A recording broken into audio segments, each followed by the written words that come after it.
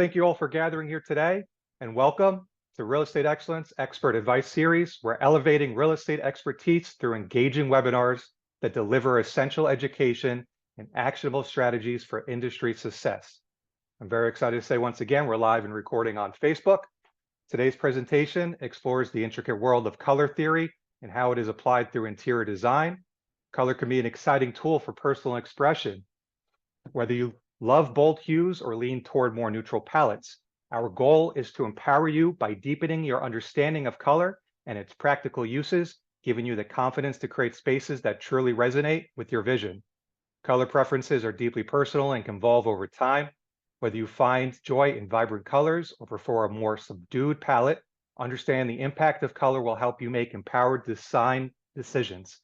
Our goal here is to empower you to confidently navigate your personal color journey. Debate, whether you're a lover of color or hesitant to incorporate it, understanding its impact will help you make informed choices that enhance your space.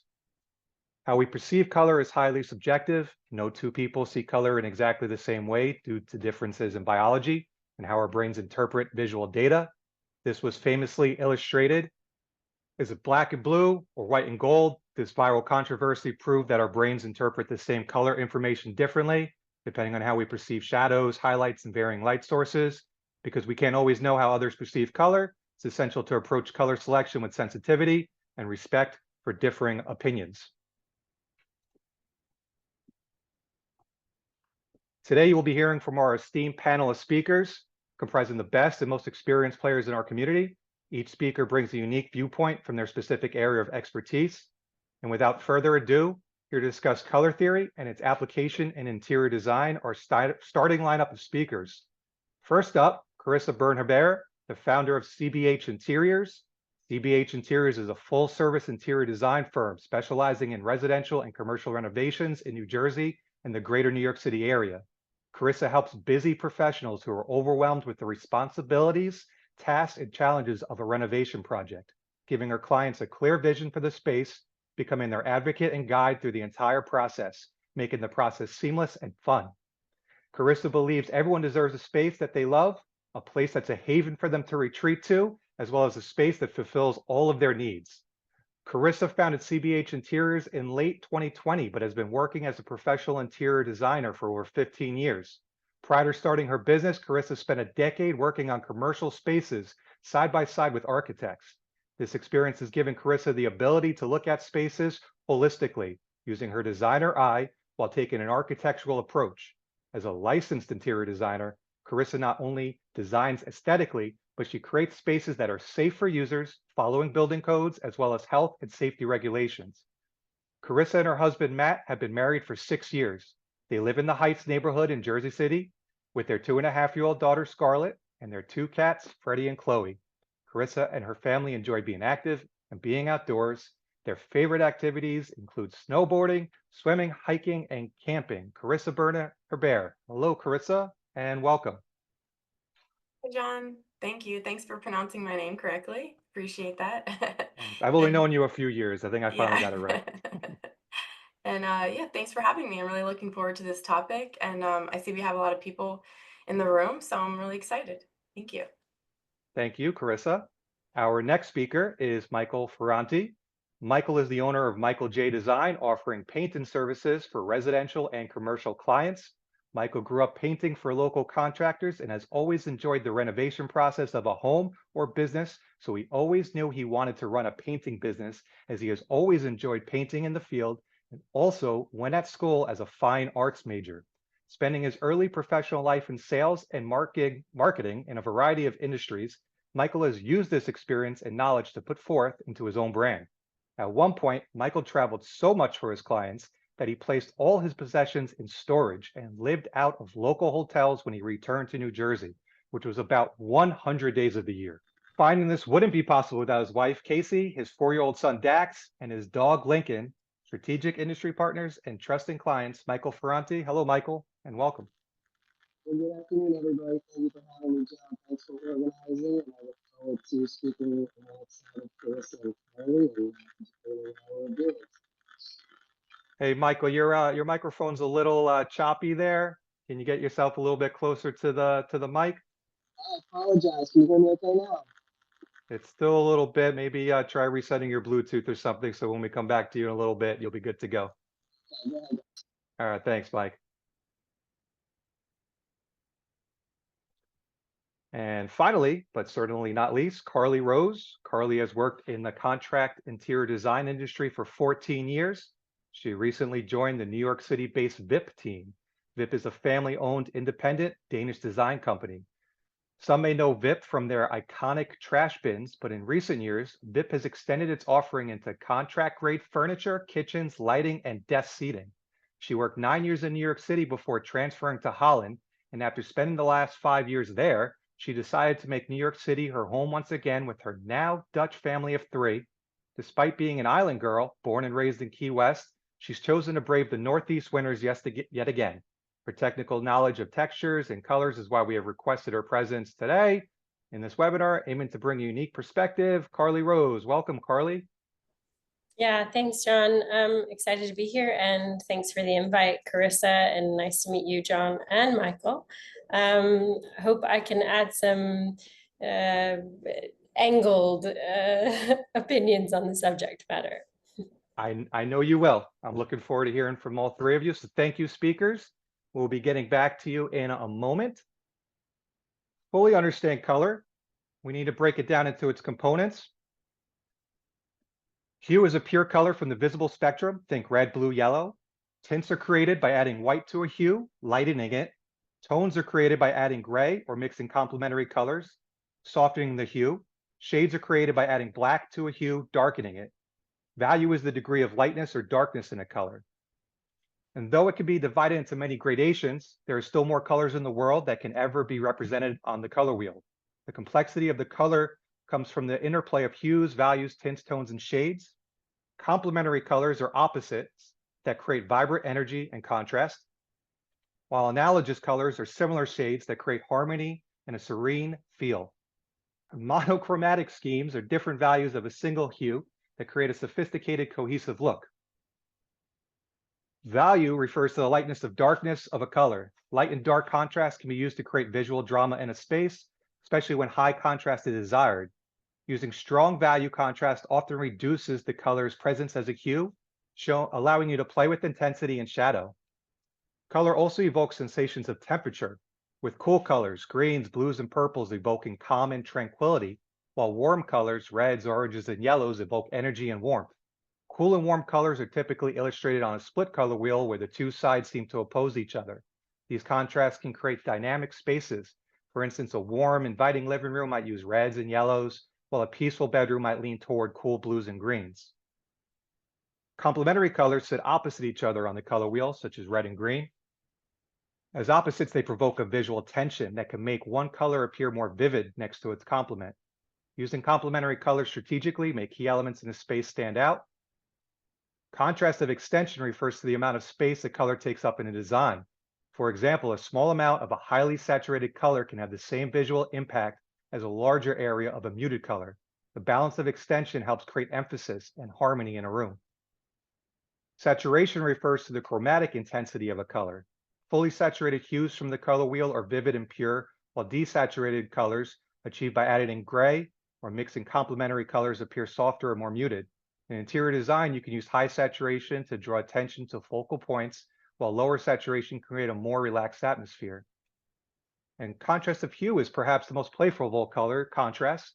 Using contrasting hues without considering other factors like saturation, value, or light is the kind of color play a child might engage in, putting together unexpected combinations of colors that create fun, surprising effects. While contrast of hue may seem whimsical, it's a powerful way to introduce energy and creativity into a space. You compare hues from opposite sides of the color wheel, or even mix warm and cool colors in unusual ways to make a room more dynamic. Understanding the dimensions of color will help you decide how to incorporate it into your own home, whether you want to create drama, tranquility, or balance. The world of color is vast and subjective. Whether you're looking to create high contrast, balance warmth and coolness, or play with hue contrast, understanding these principles will give you the confidence to make intentional design decisions. Don't be afraid to experiment, move those swatches around, test under different lights, and find the combinations that resonate with you. And now allow me to reintroduce today's featured speakers who will help you become equipped to start your color journey and transfer your home with thoughtful and informed choices. Our fabulous interior designer, Carissa Byrne-Hebert, our exceptional painter, Michael Ferranti, and our wonderful furniture specialist, Carly Rose. Carissa, the stage is yours. Thanks, John. Yeah, that was a very great introduction to color theory and how the color wheel works and how we can how we incorporate color into design. And so I wanted to kind of just go off of that a little bit.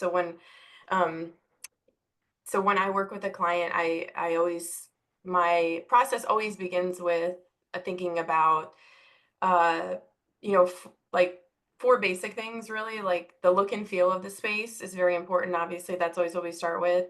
But when we're thinking about colors, then we want to think about how saturated are colors and um, or how intense they are versus soft, which is something you did touch on a little bit. Whether they're lighter or darker, and then also the practicality of the colors or in the materials. So how is the space going to be used? Is it more of a focal point, or is it a space that's going to be used every day in and out? Then that definitely is a factor. So that's always a very basic thing that we talk about. And thinking about color and bringing color into a space, brighter colors like yellow, red, are kind of make the space feel cheery and happy, as opposed to, darker colors, which could make a space feel cozy and happier in a different way, more of a calming way. Blues, greens, those colors, purples, those are very calming. So those are usually colors that we would recommend in spaces where you want to relax or you want to unwind, as opposed to warmer colors like yellow, red, oranges, or in a space where you might want to feel energized you know, and alive, as opposed to the alternative where you're relaxing and unwinding. So definitely things that we think about.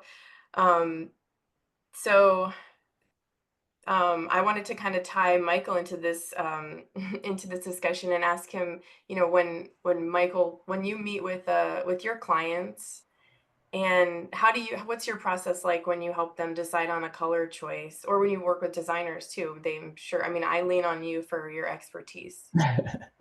Yeah, no, thank you. First off, can everybody hear me okay now better? Perfect, All Michael. right, Thank thank you. you. John, fantastic introduction. Really great coverage. Very well done. Carissa, Thank you. same great segue.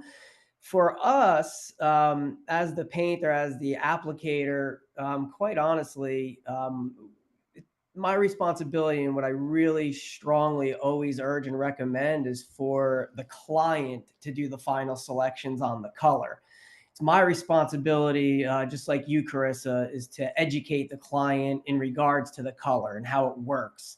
Not just the strong reds and the cheerful yellows and the cool blues, but also where to apply them and how to apply them.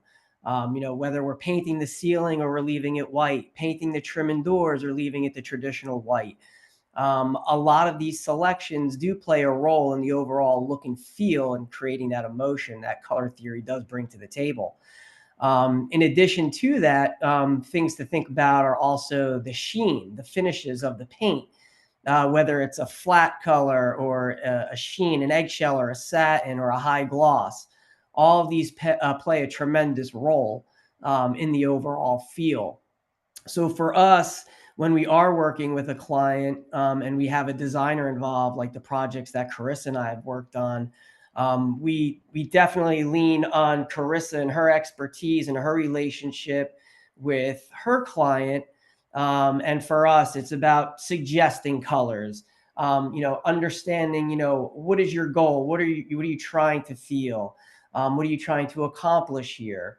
And then we kind of guide them in the direction of the color of selection. Selecting the color. And we always strongly urge and recommend getting samples up before any color selection is made. But to just kind of play off of, some themes, when you talk about, we do a lot of nurseries. We do a lot of nurseries in Hoboken.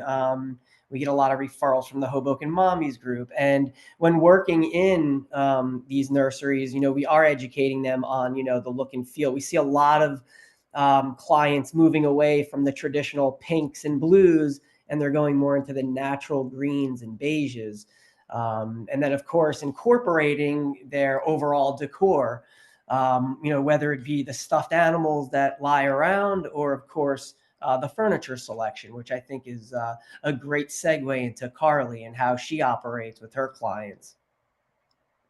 Yeah, thanks, Michael. I was first going to ask you, though, like, how often do you see sunlight playing a role in this? And also, I mean, Carissa, I think you have a probably something to add to this tidbit. I know from my personal experience, paint on the wall can change as the sunlight in the room comes in or does not come in, rather.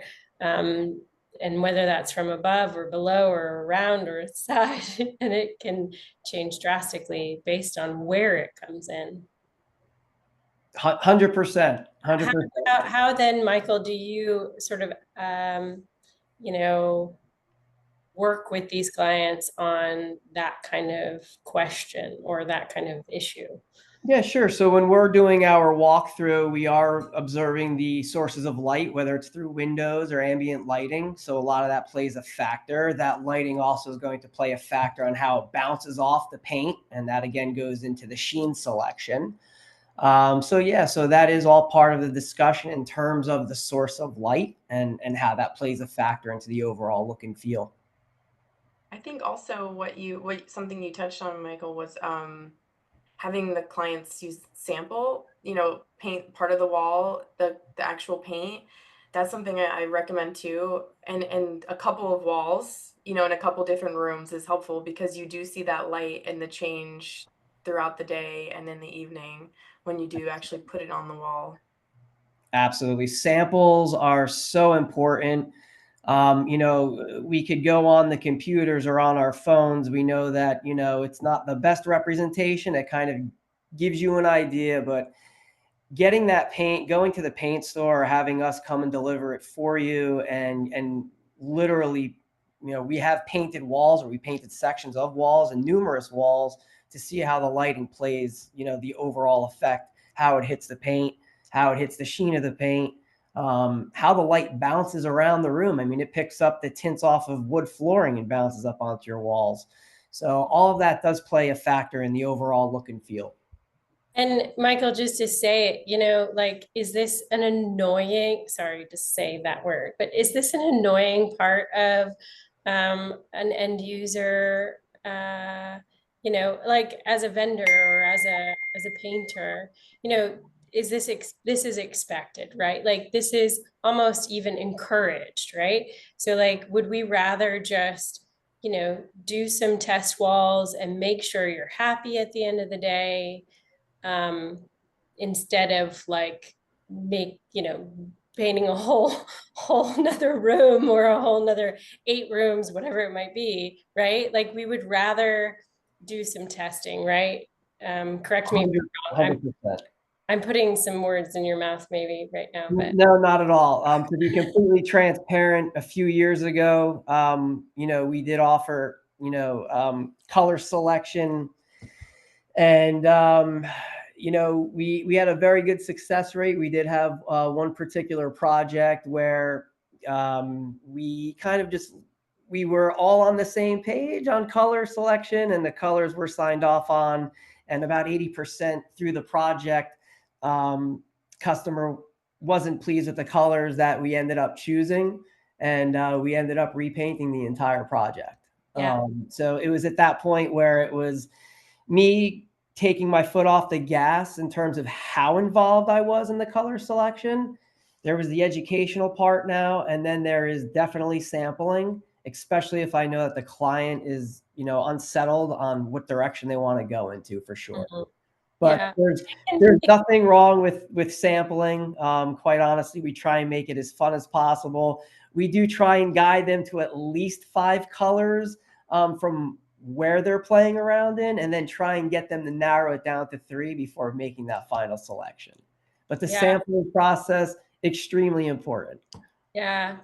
I think Carissa and I have both experienced similar situations, both in probably Carissa's case, yeah, very many surfaces, but in my case on furniture surfaces, which you were already giving me a lead in on, and I totally derailed us. So let's head into furniture, I guess, for a minute.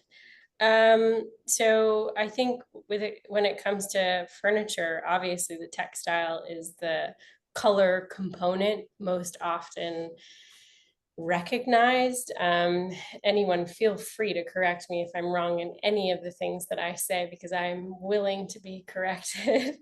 But a few points that I'd like to kind of point out when it comes to furniture or textiles in particular.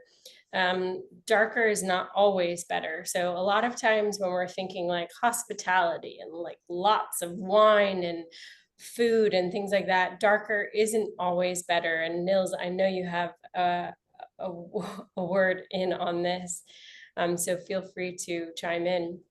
But you know, it depends on the weave construction, and it depends on the content of the material that's on the textile or within the textile. So like, you know, with textiles, we could be talking about so many different types of things and so many different types of weaves. So we won't get into that today. That's probably a topic for a whole nother discussion, but I just want to sort of point that out in general.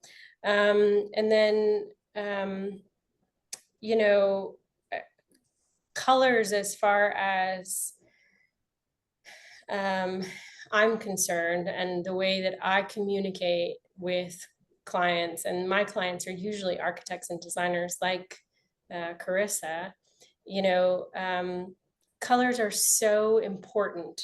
It inspires us. And even if at the end of the day, we end up with gray and neutral and white and brown or whatever it is, we end up with colors still somehow find a way to inspire us. So colors are so important to see, even if that's not the selection that we end up with at the end of the day. We have to give credit to our decision makers, whoever they may be, and they might choose white and we might not, you know, love that decision because we wanted to paint it yellow because it would be happier. But, you know, we still, we're inspired by colors. So seeing them at least as in their options are important. I just sort of wanted to mention that. And then, yeah, I think the last thing we sort of already touched on, which was sunlight and, you know, light coming in. And we have so many different worlds, you know, and we're working on so many different kinds of projects.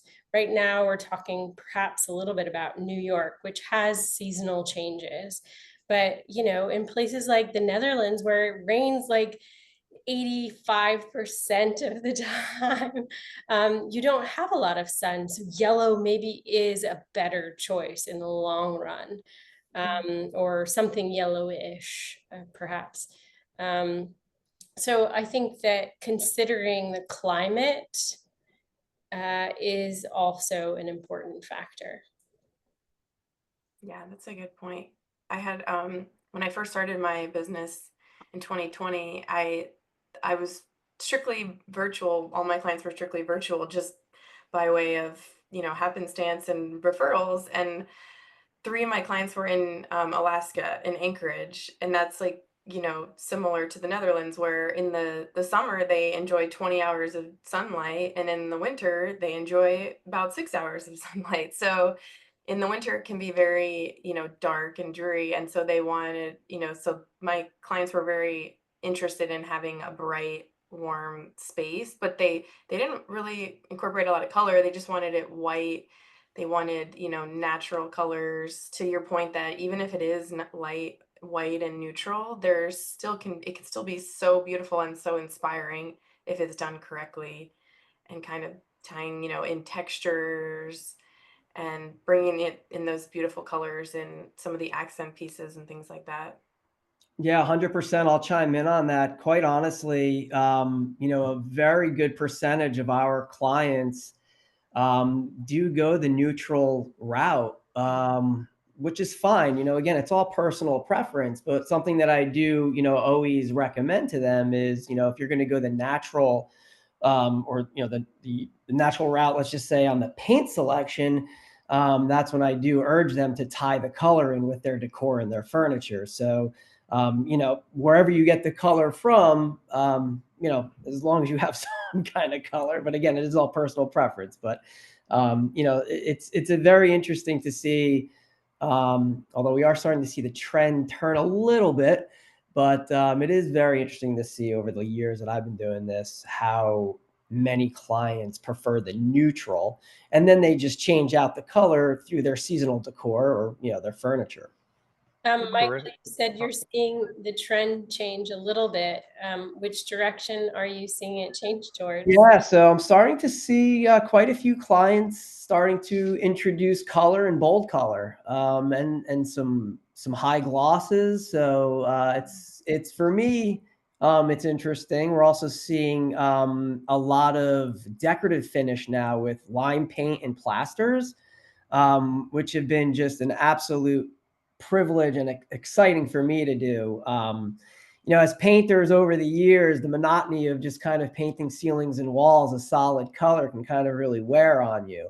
But introducing the decorative finishes and the technical application of it, although very labor intensive, the overall product and finish is just outstanding. And the natural colors and movement that you get from them are really exceptional. So I'm really enjoying that. We're starting to see that take a turn. Sorry, We're, I'm a bit of a layman in this topic. Can you explain what you mean when? Yeah, so it's just instead of just doing standard traditional painting, ceilings white, trim and doors white, and a green accent wall, or a white dove room, we're seeing some people experiment in the lime paint. Lime paint is a natural organic paint. It's kind of it's applied by hand by block brush in layers, and it creates this natural movement. There's many ways you could apply it, but yeah, it's just a different overall aesthetic that is really gaining popularity again. It's been around for obviously centuries, but it's been gaining popularity here. We've been trying to push it as a service, and we've been seeing a nice little spike in inquiries coming in on it. Carissa, when Mike said preference, clients' preferences, staying neutral. To me, I hear safety. They're worried about what other people will think about, but their preferences might be these bold colors. What do you do with your clients when they're telling you what colors they like, but then they keep leaning towards just the basic, neutral colors just because they're Everyone's worried about afraid it? of color. They're afraid of color, and that's why.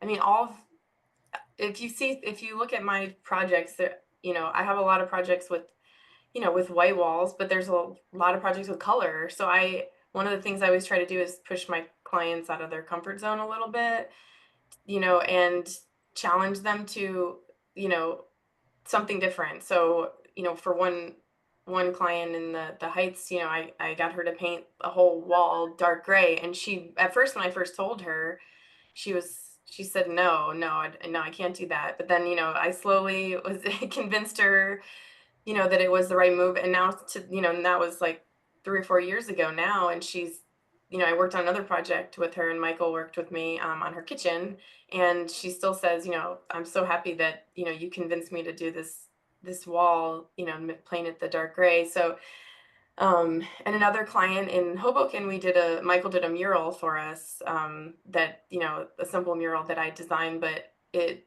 was the client still, they kept, even maybe a week or so before, they said, I don't know. Would you do this in your house? And I said, yes, of course I would do this in my house. I love it. I would love to come home and see this every day.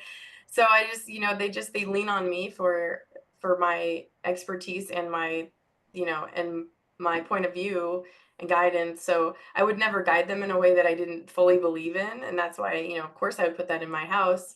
So it's just, yeah, that's part of what we do. And Michael was kind of saying that too. It's a lot of educating clients, and also, and having a strong, when you do guide them a certain way, having a strong guidance and direction and where they want to go. Carly, do you ever find that with designers too? Like, I know that, working in the corporate sector for like, 10 years, everything was gray, gray, gray. We'd always try to show color. And then Carly would come in and she'd have a whole ton of gray because she's like, I know you guys are gonna these are the ones that you guys end up taking out of the library. So Yeah, but still, at the end of the day, even with corporate, we found that if we didn't show the color, maybe that's towards you, because at the end of the day, you're my client, the designer. So I'm not often working with the end user.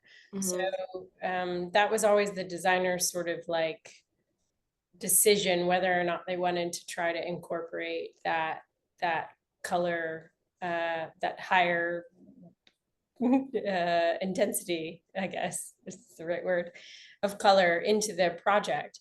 But if we didn't offer that to the designer, we found the product lacked uh,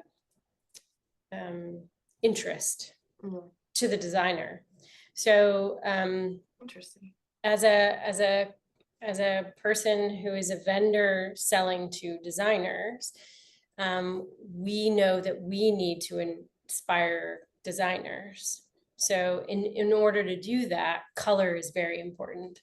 So is that important on the end user side? I don't know. I think so. I think it could be. I think also it's maybe an interesting thing that we leash out to see if it's true. I'd be curious to see what you and Michael also say about that. But yeah, no, normally what we see specified are those neutral colors, but we don't get the specification unless we have that color to inspire the designers. Yeah, it's interesting. Yeah, you know what I think I'll kind of just bounce off of that a little bit is, yes, they're scared of choosing color. And I think what really gets them is the fact that they're forgetting that, hey, you know what? If we don't like it, we can change it. So, Mhm. we've had a couple of clients, and look, I mean, of course, we want people to be happy, but, things change over the time, right? We get clients, repeat clients that call us 3 years later and they say, hey, you know what? Um, we want to change the color. We chose a neutral or we chose a blue.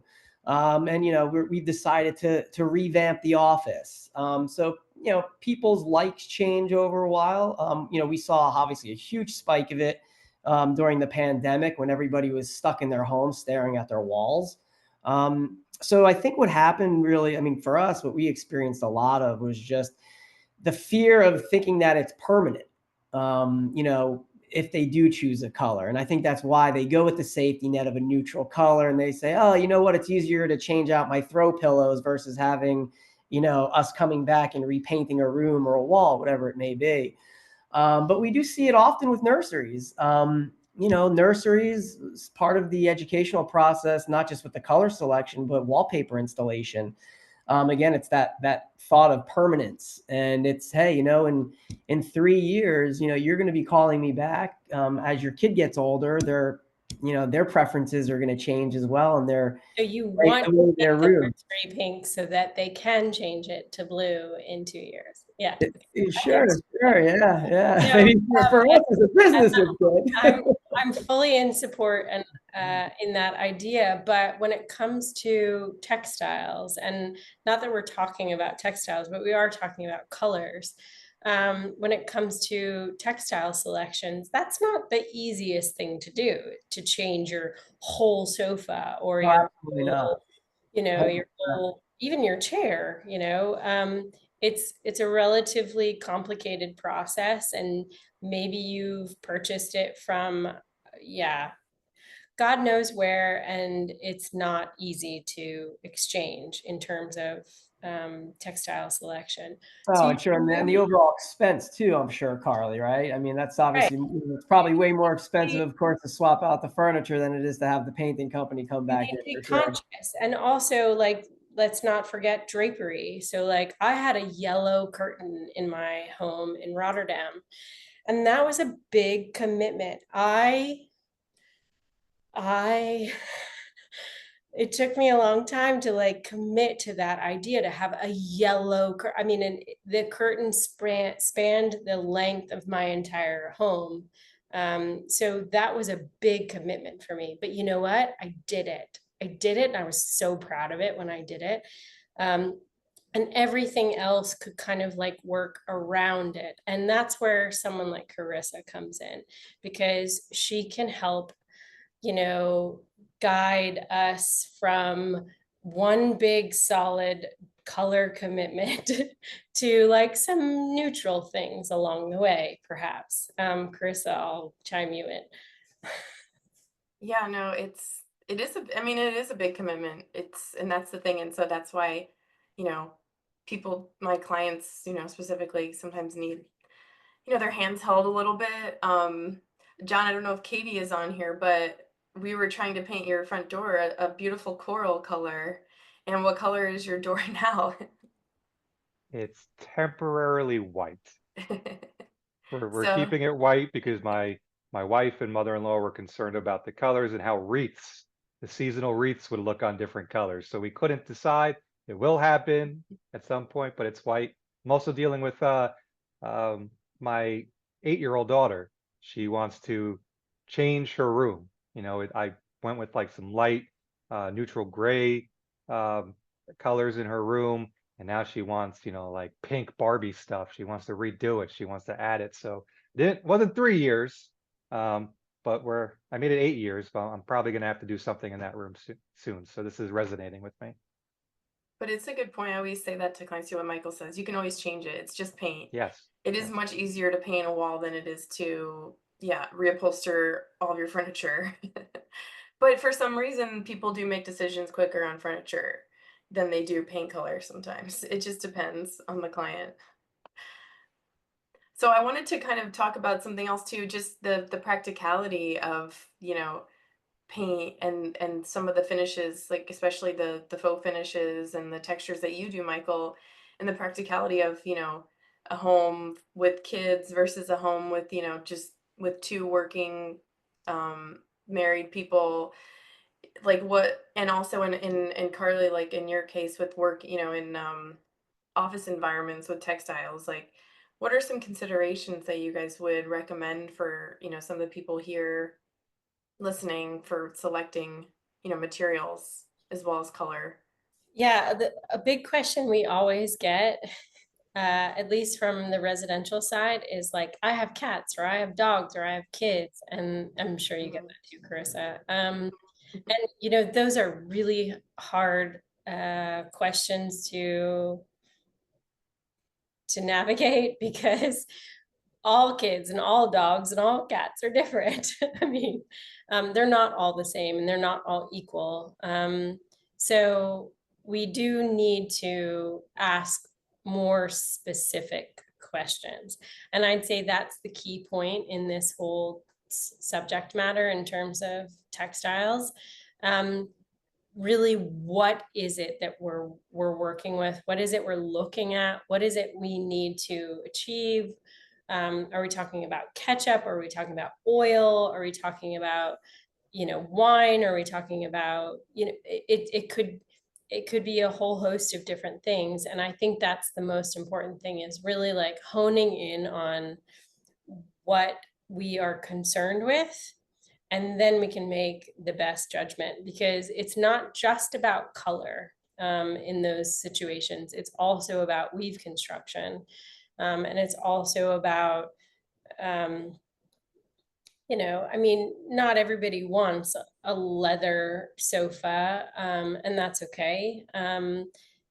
We want a woven construction, and that's perfect also for any of those things that I just described above.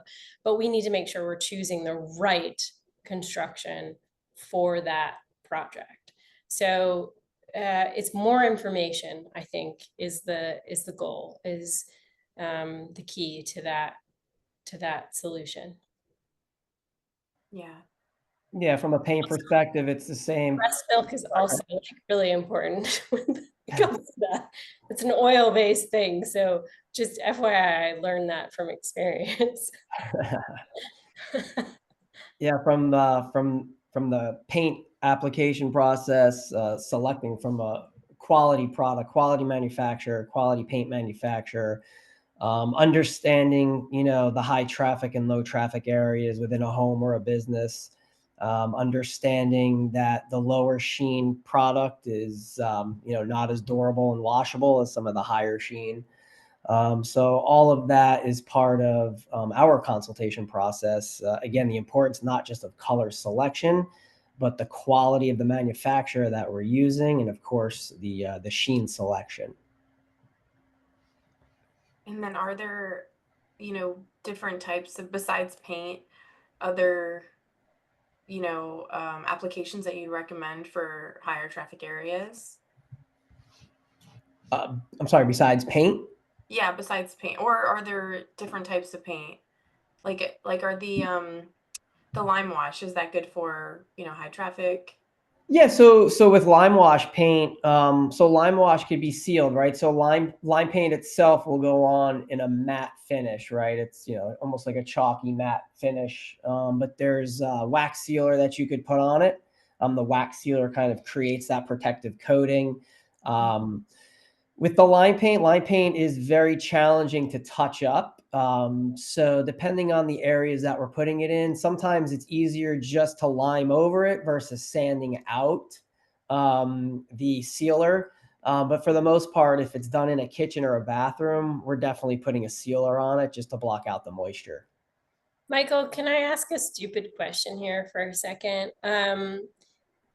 You keep using this word lime paint, and maybe everyone on this call knows exactly what you're talking about. So I'm sorry for all of you. Why is it called lime paint, and what makes it what it is? Yeah, I mean it's exactly where it's coming from. So it's the actual, minerals of the earth. I mean, this stuff is crushed up. It's actually a really cool process. You can go on the internet. There's a couple of companies worldwide. I do get mine from distributors out from California. But it's a natural organic material that is transferred into a paint. Depending on who you get, it can come kind of like a standard watered down paint version, or you can get more of a thicker consistency. Depending on what you get, could also be diluted by the applicator as well. But yeah, it's the consistency itself is different from your standard paint that you would get. Dilute it. That's Yeah, well, it's all kind of project based, but for the most part, we do dilute. And again, it all depends on the overall look and feel and the movement you want to get from it, and how we're going to apply it and how many layers we're applying. Mike, is the lime the binder, and then you still add pigment to it? Yeah, so color? yeah, exactly. So they like these companies, they have colors that they offer, but they using their material, their binder, John. They can match any color, let's say from a Benjamin Moore or Sherwin-Williams. Excellent. So I want to start moving on to the next portion of the webinar. But before we do, Carissa, do you have any final thoughts on today's webinar, on what you, Carly, and Michael have discussed? Yeah, I thought it was a really great discussion. I think what we kind of all agree on is that when when we're talking with our clients, whether it's, a designer or an end user, just asking a lot of those questions, making sure we know what their concerns are with the space, what's going to happen in the space, what the look and feel of the space is before we can actually, make educated decisions, or give them options. And then also just to lean on each other for each other's expertise, because Michael has a lot of knowledge in what he does, and Carly has a lot of knowledge in what she does. So I think just having these strong relationships to make sure we can give our clients the best experience and the best end product we can. That's beautiful. That's why the three of you are here today together. Michael, you have any final thought? Yeah, 100%. I mean, surrounding myself with educated strategic partners is extremely advantageous for the growth of my company. Um, we don't like to be just thought of as a painting company, someone that's just going to come in there and slap paint on the wall. That's just not who we are. And we try and differentiate ourselves from our competition like that.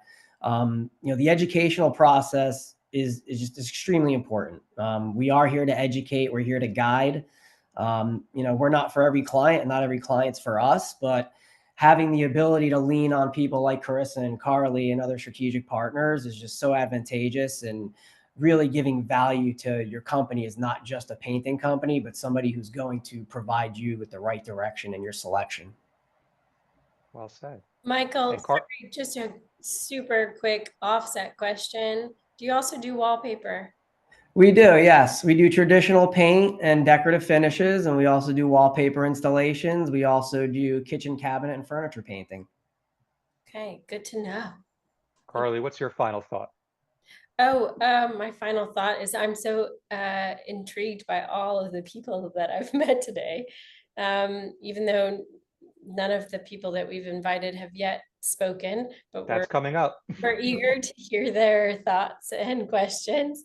And I challenge all of you to challenge all of our thoughts, because I think that, I know personally I've invited some that have some really great backgrounds and could also pose some interesting ideas.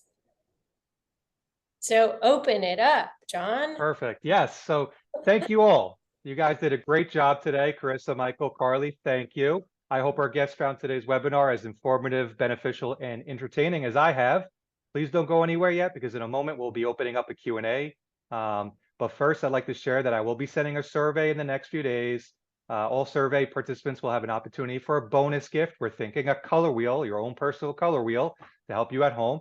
And for those interested, there will be an opportunity to schedule a one-to-one actualization session where we will discuss you, your goals, and mission and purpose. So now let's open the final portion of today's webinar, the Q&A. I know we have a couple realtors here, a few other business professionals in real estate. So I hope we can get a couple of you guys chiming in. Is there someone who would like to go first? Any questions? You don't have to ask twice, John O'Connell. There we go. I knew it was coming. So first off, thank you guys. This was super informative.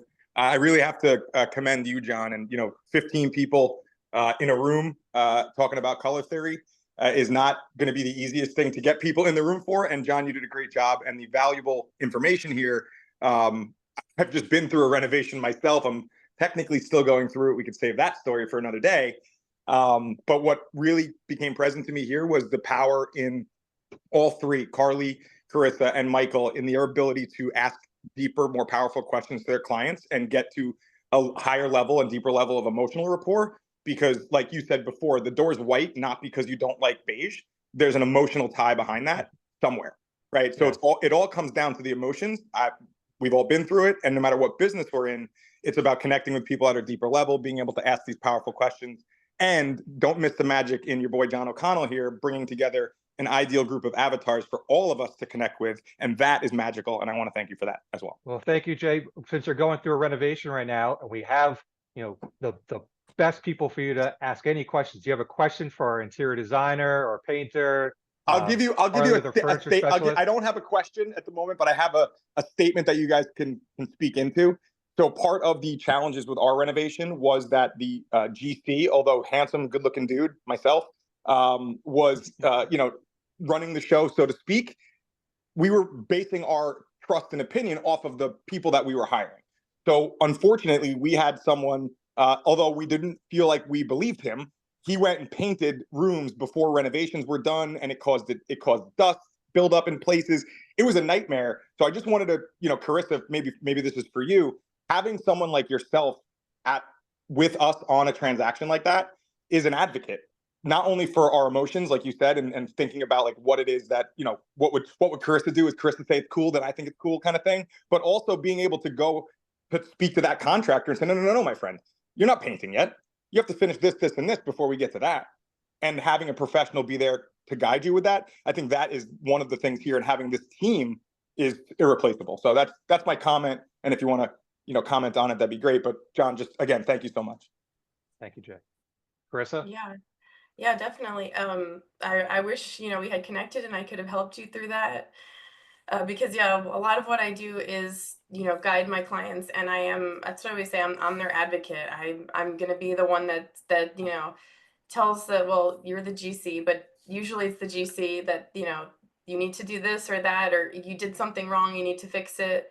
You know, I always have their back, and I'm fighting for them on every decision, you know, the tiniest little details, which, as you probably know, like you know, how big of a grout line do you want?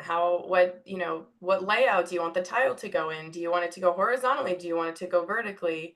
Where do you want it to start? Where, you know, where's the center of the tile? Those are all, there's a millions of decisions that happen in a renovation. And those are the things that you know, I make all those decisions on behalf of my client after having all these conversations and, you know, getting to know them and their preferences and their dislikes as much as their likes. So it's very important to have someone on your side like that when you don't have the time to do it. So yeah, I'm sure you Perfect. realize that now, Jay. It looks like Andrea has her hand raised. If Yeah. anyone else would like to speak, feel free to raise your virtual hand. Andrea, you have a question? I just want to say thank you guys so much. I I did a gut renovation a couple of years ago, and I look back on the processes that I went through and the things that I really loved that I did and the things that I would definitely do differently.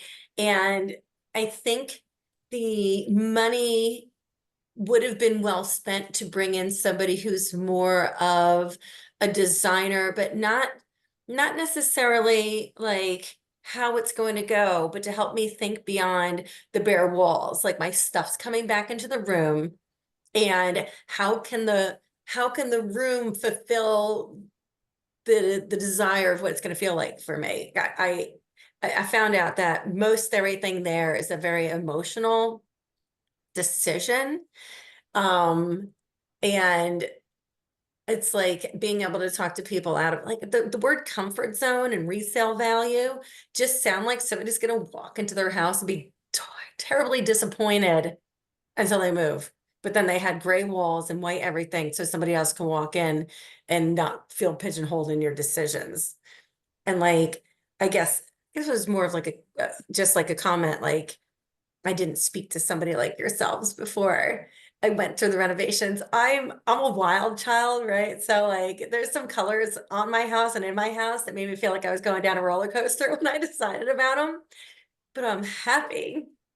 And I would just say, like, get people out of that stupid, like, what's going to be like if I move in 5 years? They're going to change can I use the word shit? Your shitty decisions anyways when they move in the house, right? Like, don't worry about next owner of your home as much as you think, is my advice, right? Okay, kudos to I you. always, yeah, I always ask, how long are you planning on staying here? If it's more than 5 years, then do you know? It's your house. Yeah.